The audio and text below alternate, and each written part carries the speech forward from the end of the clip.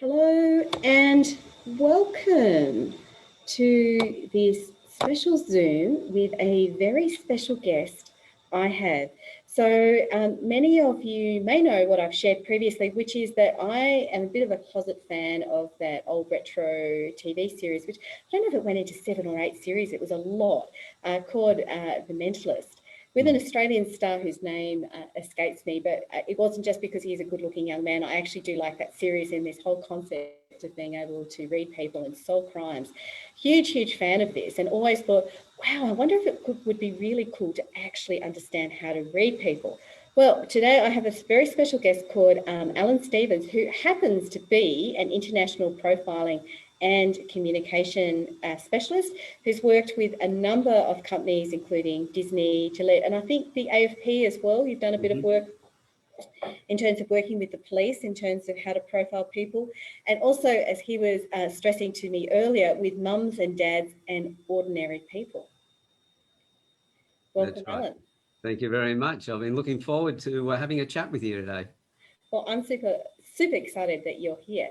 So do you find it cringeworthy when you watch these TV shows like The Mentalist, where someone sort of, wants to represent themselves as being, almost having superpowers that they can read people's minds? You're getting me to confess right at the very beginning of this talk, because I'm a bit of a fan of The Mentalist as well. I've always enjoyed the entertainment side in there, and there is a foundation of truth behind all that. It's like the previous show that was before that, called the Lie to Me, and on that one, the gentleman who did all the research behind the micro expressions, Paul Ekman, was the advisor behind the show. So the very first season, especially when Tim Roth and all the other actors were very nervous around him, they were very accurate with everything they put into the first series. And it's a great series to watch if you want to get an understanding of how the micro expressions work. But in series 2, they got used to him and started putting a bit more entertainment in. And by the third one, all the throwaway lines should have been thrown away. There was not much truth in it. But The Mentalist is it's entertaining as well. Yeah, well, like I said, I'm a bit of a fan, and the early ones, it's sort of like, how did he get to that? And then, especially in this day and age too, it's not like where you had to wait for it to go on TV. You can stream the whole series, and so you see one after another, after another, and after another.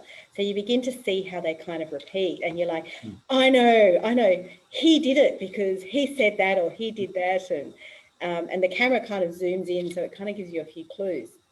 Yeah, and that's what happens. But I like the show from the factor point that he's funny in the way he does things, and I like the way he upsets people. I just enjoy that side of the show. So I've been a fan for a long time, and I probably will be for a while to come.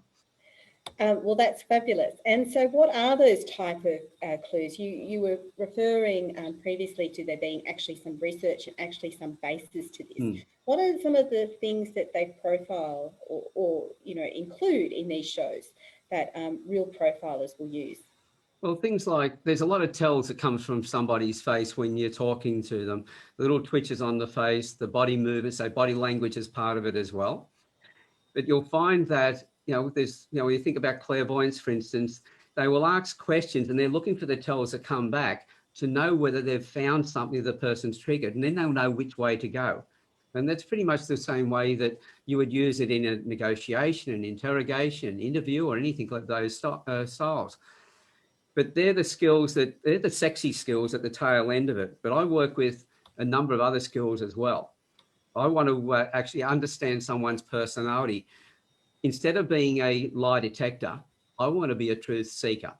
I want to be able to read somebody, understand their personality first of all, know how to speak to them, and then use those non-verbal tells that tell me whether, first of all, I've read them right, whether I've connected with them, and at the far end, are they telling me the truth when they're talking to me? Wow, that's very big. And how important is it to know that you are kind of getting those non-verbal tells right? You have to get them right. Well, and by the way, everybody might be listening to this and going, but what we're going to be talking about today is something I can't do. Every child, except for a select or a small number of children who have certain conditions, every child is a profiler. Anybody out there who's got young children, I'll ask you this question: how often do they push you to the edge but not push you over the edge? They are reading you. They're picking up your emotions. They're picking up the expressions on your face. We have to be able to recognize somebody's facial features to know whether they're a friend, whether they're a foe, whether we know them at all or we don't know them. And then once we've got that, we're then got to be able to read their energy, their body language, their facial expressions to know what they're feeling at the time. So if it's somebody that we think, well, we shouldn't be around them and they're looking angry, the indicator there is get away from them as quick as you can.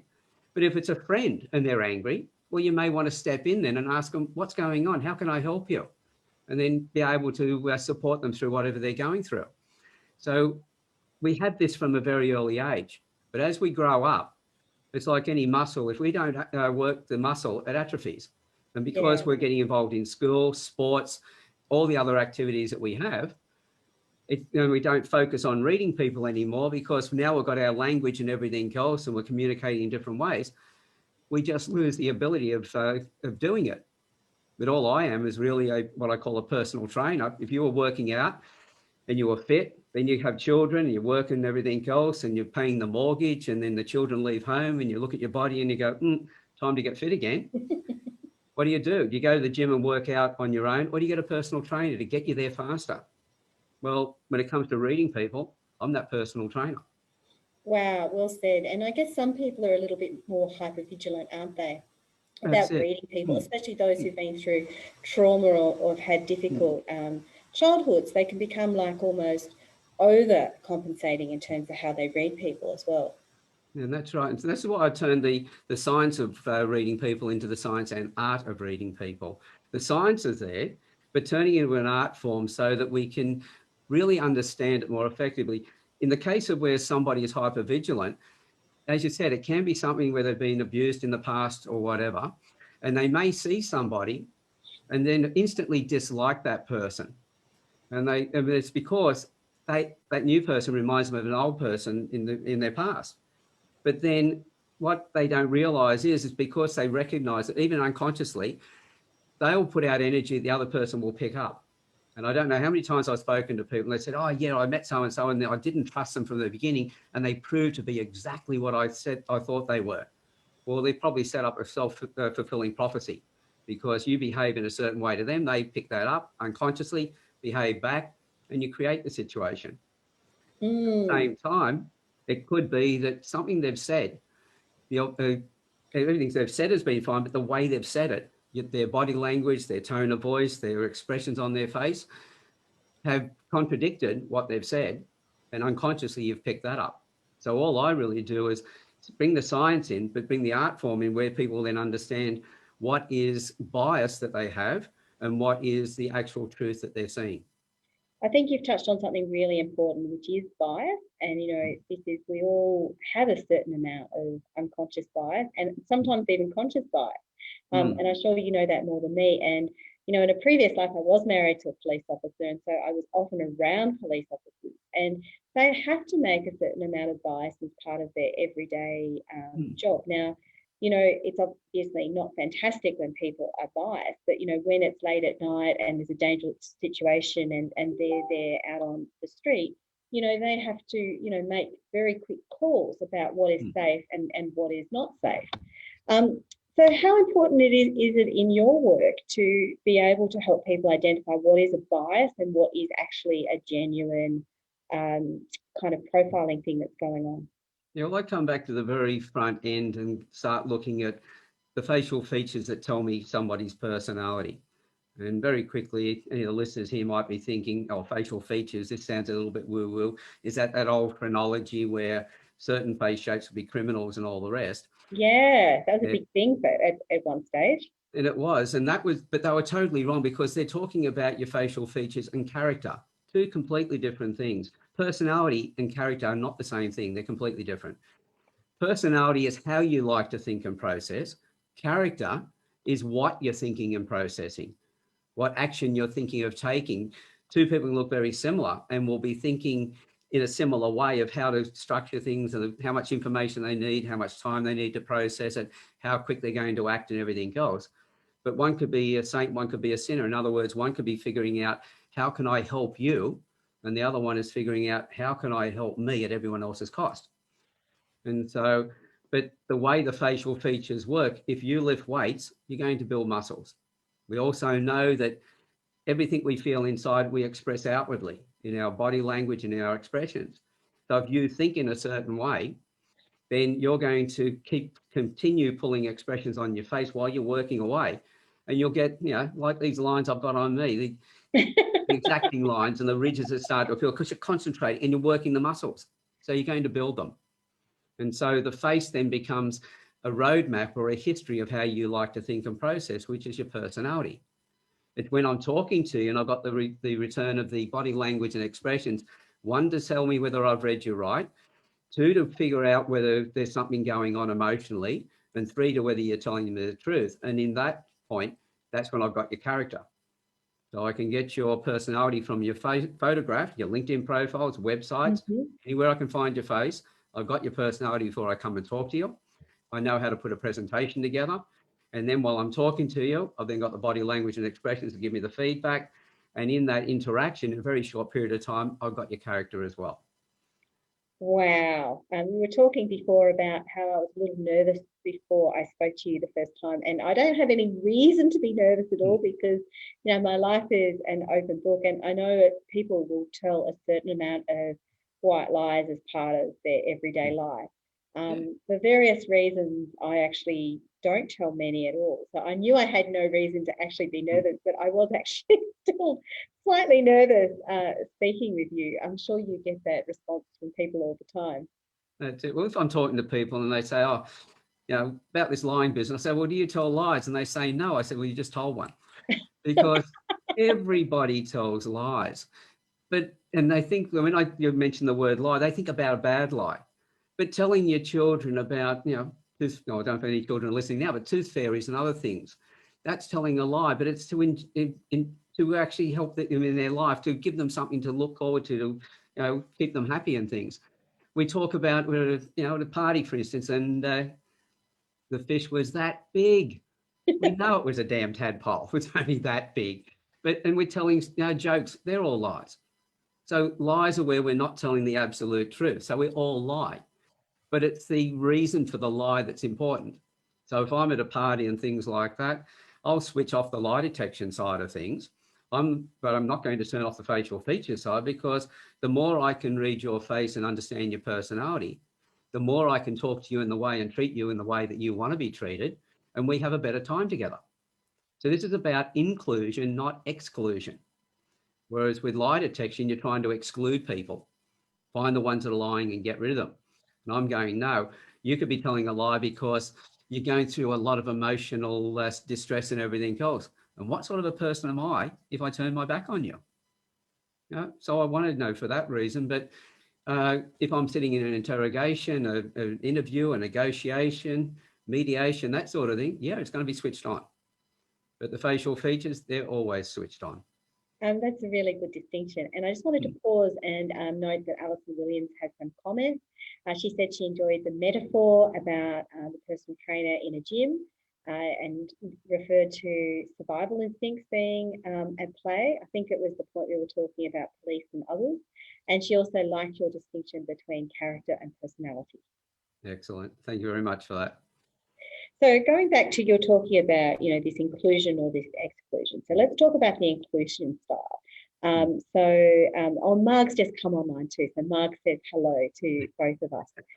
Thank you, lovely Marg, for introducing me to Alan. As you can see, we're having a great chat. So we're talking about the inclusion element. So a lot of people who are in business are increasingly in service-based businesses where they're working with people either through coaching or consultancy or other things. Or they are doing a lot of networking as well to build their business. So what are the sorts of things that people can do to help improve the rapport they have with people they meet and ultimately get people to trust them? Now, I'm hoping that we're doing this, for the good arts, not for the dark arts. You're not, trying to get people to trust you to swindle them. You're doing it for genuine reasons. But what are the sorts of things people can do? Well, first of all, this is the only time I tell people to go to the light.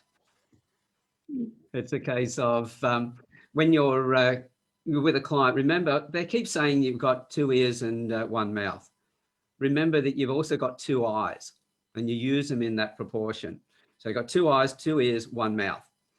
We know that the standard at the moment, the average is when somebody starts telling their story, it takes about 19 seconds before somebody jumps in and tries to give them advice. How much information you give in 19 seconds? What we find is that, and this is your general public, what you find is that when somebody's talking about a tough time or whatever, we feel uncomfortable. So we jump in and try and fix it, because not because of an interest in them, it's because we don't want to hear any more of it. We don't want to feel what they're going through, because there are 3 levels of empathy. First one is cognitive, being able to recognize somebody's in stress or in pain, whatever. The second one is being able to, emotional, where we need to feel their pain. But the problem is a lot of people go into that and stay in there and want to fix the other person's problems so they feel better. The third one is the compassionate empathy. So firstly, I can see your pain, I can feel your pain. How can I help you get past your pain? That's the compassionate. And the only time you get to that is when you use your ears and eyes and mouth in those proportions. Listen generously and listen thoughtfully to the other person, because the more you put your focus on them, we pick up each other's energy. So number one, even before you learn how to read any of the facial features or expressions, you've got a greater rapport, because the other person will pick it up. How often have you been talking to somebody, they've been slightly turned away or whatever, or they just nodded and they've been looking in another direction? You pick it up straight away and you go, they're not interested. So be present with the other person, hold their space while they're talking. If you're a coach, it's all about being able to connect with the other person. Until you build rapport, you'll never get trust. And so the trust comes from building the relationship. And that's what most people forget, is that when we talk about, okay, as a coach, I've got to build a business relationship with my client. No such thing as a business relationship has ever existed. Businesses don't talk to businesses. People talk to people. So every relationship you will ever have in your life is a personal relationship. So the more that you can then focus on the person, this is why the stuff that I teach, if I teach it to an executive, they will use it with their spouse, they'll use it with their children, they'll use it in the community. If I teach a teacher how to read this and work with the children so the kids don't fall the cracks, they'll use it with the parents, they'll use it with the principal. They'll use it back at home as well. So that there are 2 types of conversations we have in life. We have adult to child and adult to adult.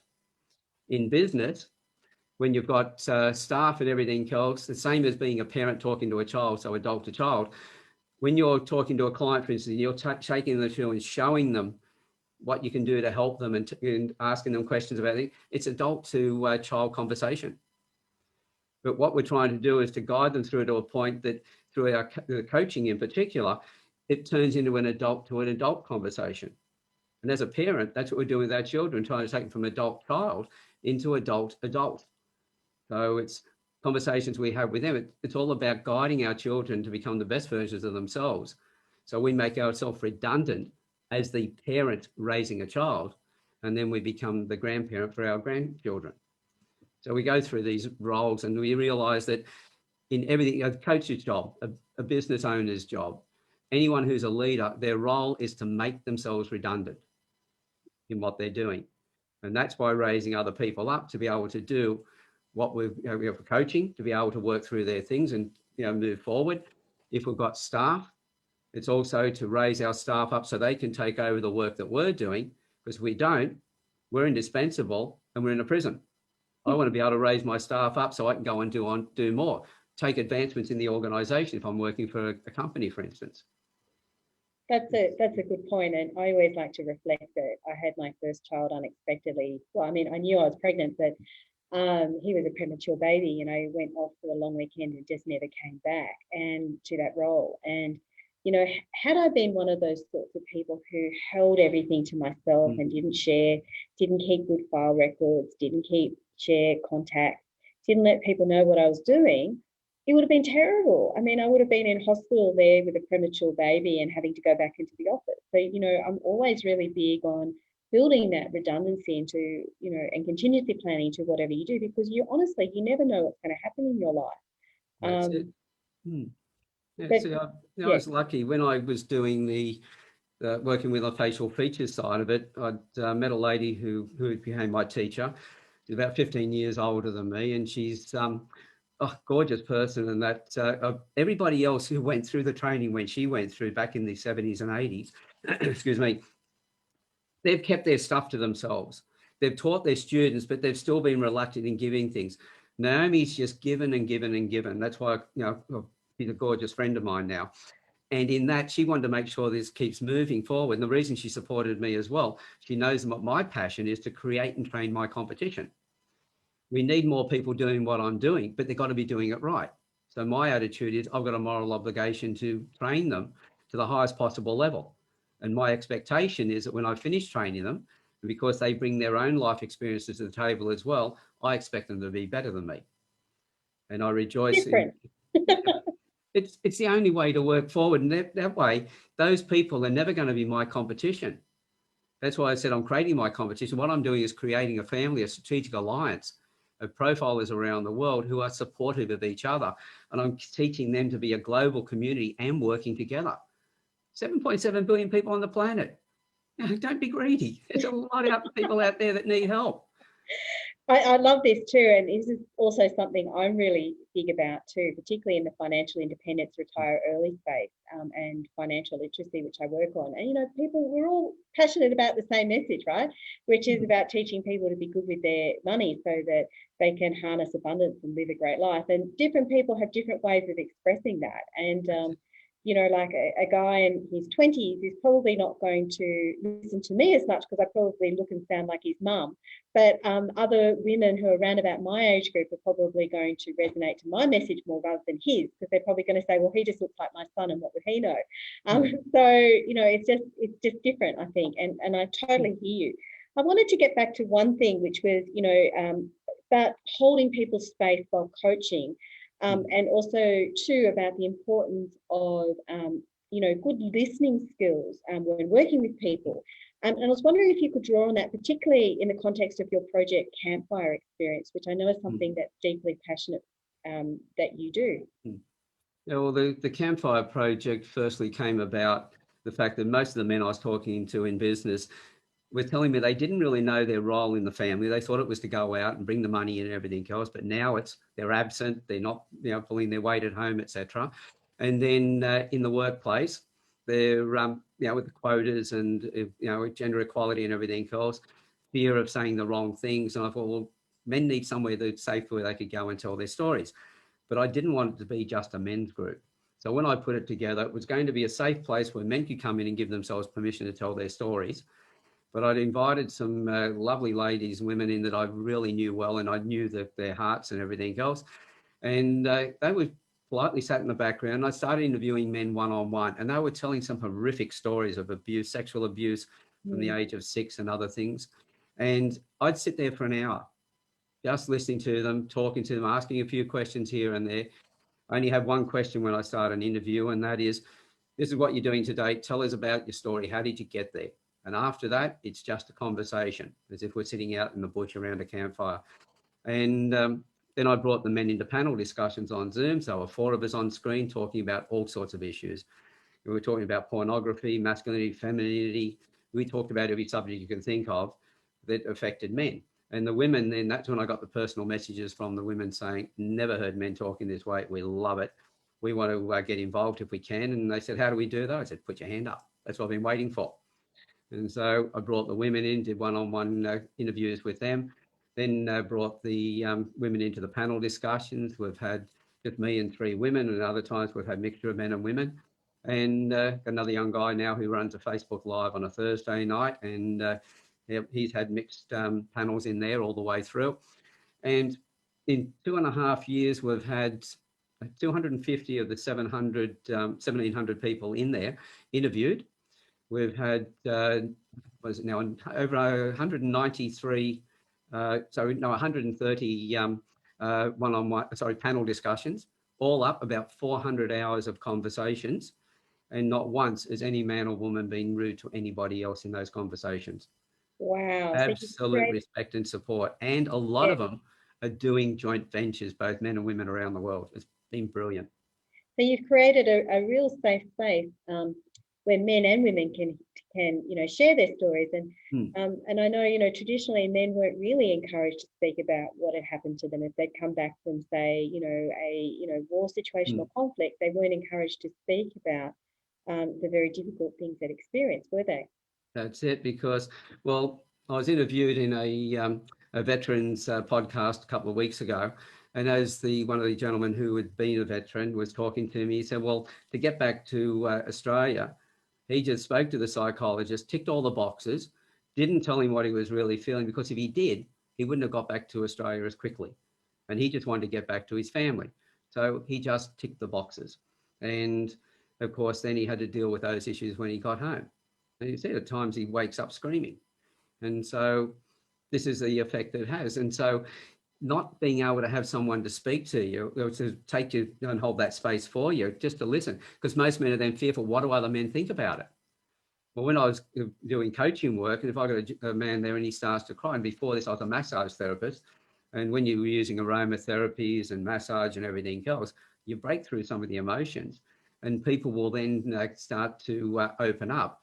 And I'll get a bit of a tear on their eye and everything else, and I'll just look and go, you call that a cry? That's ridiculous. I'll show you how to do it if you want me to know how to do it. Because this is the thing, a man or anybody who can show their vulnerability is showing strength. We were told, and especially my era, when I grew up, it was boys were seen but not heard. They were, you didn't cry. You always had to suck it up, and all those sort of comments. And so you live up to that. And then past years, it's a case of you've got to open up. It's like, hang on, we were good students. We learnt to suck it up for so long, and now we've got to let it out. Where's the opening? And so once you're able to create a place where the men, and they're around other men who go, hey, it's okay to do this, that just changes everything completely. Yeah, it does. So we're almost at time, but I wanted to ask you about the, exclusion side of things briefly, which is, getting your sense of why it's important to be on the lookout for tips that someone's not being, totally honest with you. And there's a lot of good reasons for doing that, aren't there? Like, obviously, I work in financial literacy, and, there are a number of scams with people who haven't told the truth. There's a high profile one at the moment with a missing unlicensed financial planner. It looks like there's about $25 million that is missing there. You might be going into partnership with someone. You might be, looking to pay someone to, do renovations on your house and paying them up front. There's a whole, there's a lot of reasons why you want to know if someone's not telling the truth, isn't it? Exactly. If you're looking at it's a new investment that's come along, and they're doing presentations, etc., you want to know whether that's truthful. So you do want to be able to discriminate between, or determine between, the what's true and what's not.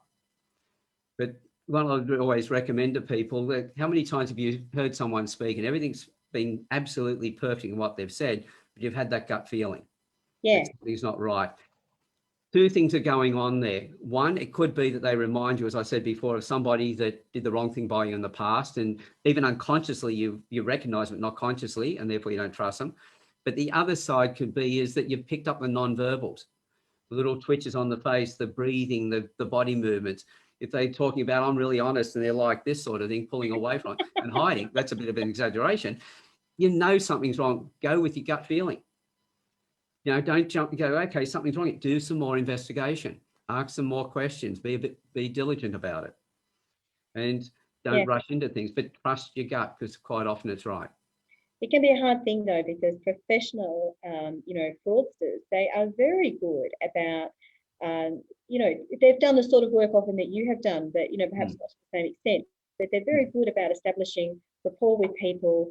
They set that target. I'm thinking of the, who's Hamish example, particularly they set their target, they find someone who's vulnerable, they mirror them, they say all the right things they want to hear. And in retrospect, people know there were a whole lot of things that didn't add up. But at the time, they're like, well, everyone else thinks this person is fabulous. Who am I to, question that? Yeah, the whole thing is, when other people think it's all okay and you don't, hold your own counsel. Don't go along with everybody, because everybody else is thinking the same thing. And it might have been one person who said they believed it, and everybody else, because we don't like being wrong, This person says really strongly that that person's okay, then everybody else join them. Yeah. And then we're over here going, still, I don't think something's right, but everybody else has gone over there. I'll go over. Yeah. Trust your own counsel. Do some further investigation. Go away and think about it. Come back. If they're an honest deal, they will wait. If they're trying to rush you, then they're not. Another thing too is, as they say, you can't trust a salesman if his eyes are moving around. Well, guess what? When you're talking to me, my eyes are always moving because I'm sourcing information. If you ask me to remember something, I'm going to be looking in one direction or another, a particular direction. To, if it's visual, I'll be looking up. If it's auditory, it's out to the side. If I'm remembering something, I'll be looking up to my left. If I'm, and by the way, not everybody's wired this way. Some people are wired the opposite way around, but visuals is always up, auditory to the side. What we feel inside and our thoughts and our kinesthetic are down. But on my side, everything I'm remembering, visual, auditory are on my left, about 10% of the population the opposite way. Then I construct what would it look like, what would it sound like, and my internal feelings, but it's the kinesthetic and down to my right.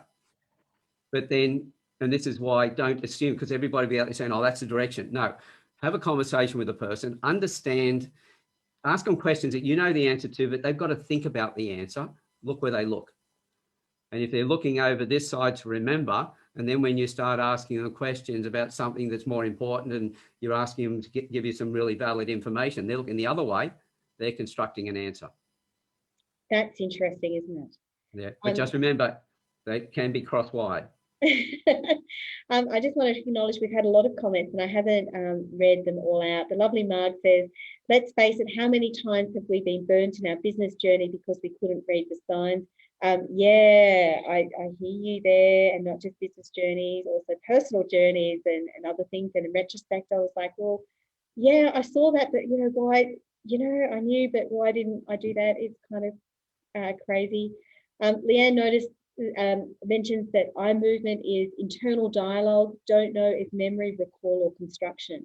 Yeah, I'm one who tends to have a lot of internal dialogue. I don't know why. I think my brain just goes really quickly, and also too because I like languages, so I was often speaking to myself as I learned languages. So I catch myself speaking to myself a lot. Yeah, it freaks other people out, but yeah, I do that. And Alison notes that instincts are primal. They keep us safe, so shouldn't be ignored. And she notes the danger there of groupthink. Yeah. So don't ignore them. Just ask yourself, are they accurate? That's the thing to do, and then let your intuition tell you whether it's right or wrong. When you know how to read people, then you can work that out for yourself. And by the way, if anyone's wondering, do I have a natural ability in this? 2 divorces, a whole bunch of broken relationships, and business partners who went to the bank out. I was shocking. This is why I do it. That's why I went out and I learned how to do it. So with my past and what I went through, if I can learn it, everybody who's listening to this can learn it as well. And has it turned things around for you in terms of your ability to form, real and authentic relationships? Well, what I'd say to people is that if you're talking to a coach, first of all, who says that they train other coaches to become 7-figure coaches, ask them to show you their bank account. How much money have they got in there? Because you generally find they're only 5-figure coaches themselves. But in my currency is relationships. And if you want to know how much I've got in the bank, go to my website and have a look at all the testimonial videos. Last April, when it was my birthday, and with the middle of COVID, one of the guys created a birthday party covering all the different continents of the world. Wow. The number of people that came online, the number of people that were involved in pre-recordings of singing happy birthday to me and all the rest of it. A lot of them out of tune, of course, from the different speeds of COVID, which was quite funny. They had parties and did dad jokes and brought that to me. So here I am sitting on the day on my birthday on this Facebook Live and being the guest on there and all this stuff coming up on screen. This is the one thing I do have is more relationships than I've ever had in my life. I'm a billionaire as far as that goes. Yeah, that's a good point in terms of abundance. Now we're going to wrap up now, but there's one thing I want to note is that you might see my background here, the lab. I'm currently sitting in a room in the Canberra Innovation Network, which is in the middle of Canberra. It's just opposite the General Post Office here on the 5th floor of the building, just across the road from it. And today I have a visitor online, and I was wondering if she wanted to say anything. Hello. Yeah, Hey. this has been a really good talk, and I think it's great to understand, how to use it to build relationships with people and how to do collaboration. So it was very interesting hearing your comments in relation to those things, because we often talk about, we hear stories about like, reading people's character in terms of like getting the upper hand in negotiations or, winning or something. And it's not always about that. And so it's good to hear, a perspective that talks about how we can use it to build rapport and build better relationships with people. So it's really good to hear that. That's it. Well, on that, if you think about it, I don't believe in compromising. I believe in making sure that we both win. Because when you compromise, you're giving something up and you always feel like you didn't get everything. And they feel the same way. That doesn't build the relationship.